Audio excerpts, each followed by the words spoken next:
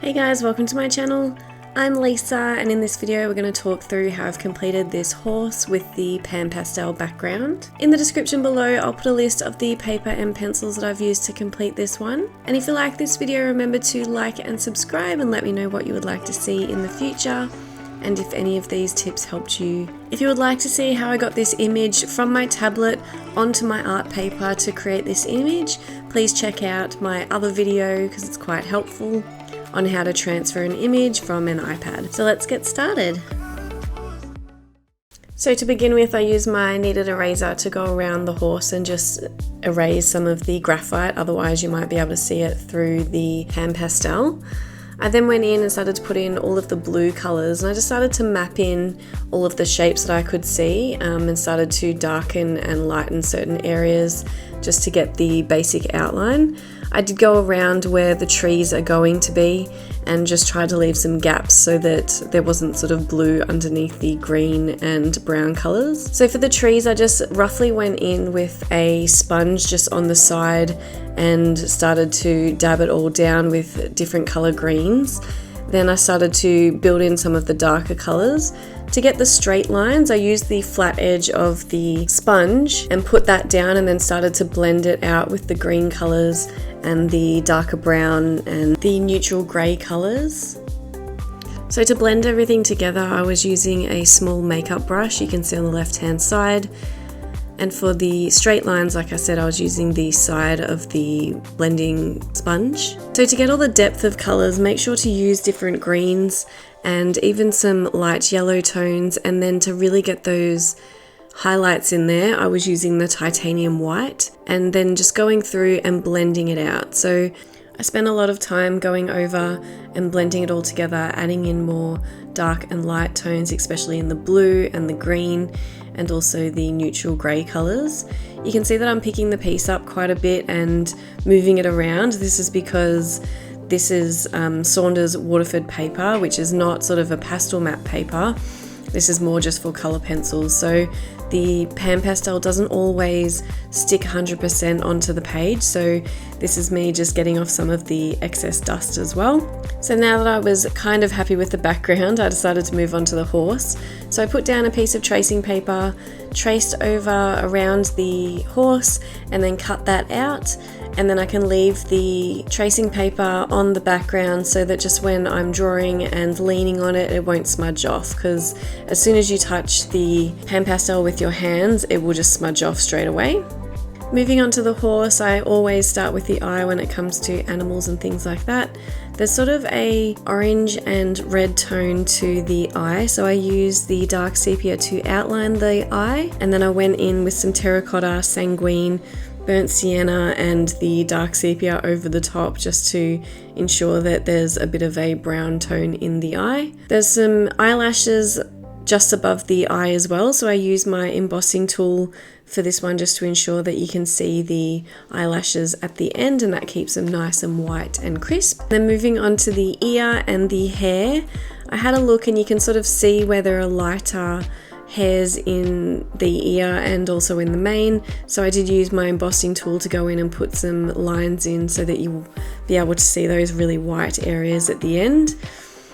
Make sure to have a look at what colours you can see underneath. So I went in with a base of the sanguine, terracotta, burnt sienna, also used some Caput Mortuum violet in the ears as well, and then go over that with the dark sepia. When it comes to the mane, there are a lot of purple tones in here, so I used some of the mauve, violet, and also used the embossing tool in here. So you can see there are some really white hairs coming out of the mane. Those are the embossed lines that you can see. So when it comes to clumps of fur or hair like this, I just like to pick out sections that you can see sort of on the top, and then you would complete that section, then complete the next section and the next section. Then it will all come together in the end. So if I just went over the whole mane and put down a base layer of the mauve or the coal grey one or anything like that, you just get a little bit confused of where everything is, and it can take a really long time. So I just like to break it down and do sort of little sections at a time. Then when it came to the fur on the face of the horse, I used cold grey colours. So I used a cold grey 1, 3 and cold grey 5 and 6. So just starting off with the cold grey 1 and then slowly moving up and making it darker. I also used some dark sepia and also some mauve and violet colours in the face of the horse as well.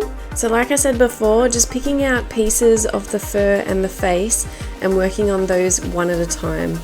So if I just went over and shaded in the whole nose and the whole muzzle of the horse, you sort of get a little bit lost of where you are. So like you can see on the right and the left hand side, I'm just breaking up little pieces of it, adding in those colours, and then towards the end you can step back and reevaluate the colours and the shading and then add more light and dark areas where you need it. So for the nose on this one, I went in with my darker colours and put in all of the nostrils and the bottom lip of the horse. Making sure to remember to have a look at the colours that you can see underneath the darker colours. So there is some orange and brown sections, there's some purple, there's some blue sections. So putting in the cold grey 1 and then going over with the blues, purples and orange tones, and then going over with the dark sepia, and also use some Paynes Grey and also some cold grey 5 and cold grey 6 as well. I think the most difficult part on most animals I always find is like the muzzle area or the noses. So just above the muzzle area, you just start with the lighter colours and then gradually build up to the darker colours. Where it is really dark, you don't want to start too light because then it will just take so long for you to get darker. So be brave and go in with some of the darker colours first. And you can also add in sort of scraped lines with your slicing tool, or add in some white Holbein pencil, which is your white waxy pencil, which will really bring out those highlights.